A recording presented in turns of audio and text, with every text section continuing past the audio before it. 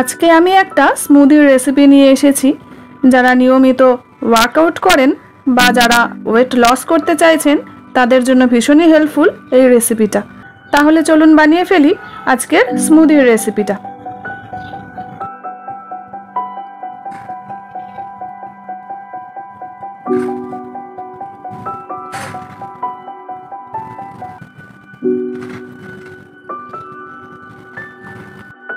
Smoothie বানানোর জন্য এখানে আমি দু রকম ফল নিয়ে নিয়েছি।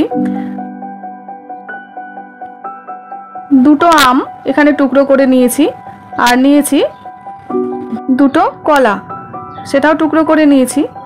এবার একটা মিক্সিং জারের মধ্যে ফলগুলো দিয়ে দিলাম।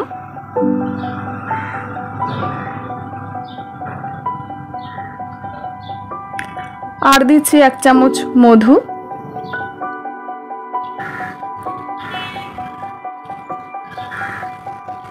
আর এর মধ্যে দিয়ে দেব 2 গ্লাস দুধ।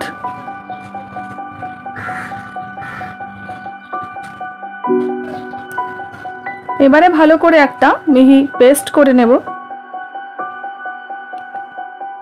পেস্ট করা হয়ে গেছে, এবারে গ্লাসের মধ্যে ঢেলে নেব, তাহলেই আমার স্মুদি পারফেক্টলি রেডি হয়ে যাবে।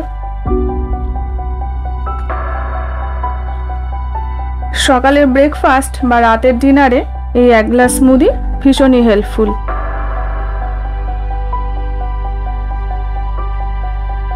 কম সময়ে আর কম উপকরণে চট করেই বানিয়ে নেওয়া যায় হেলদি রেসিপিটা। স্মুদি রেসিপিটা যদি ভালো লেগে থাকে তাহলে কমেন্ট সেকশনে আমাকে অবশ্যই একবার জানাবেন।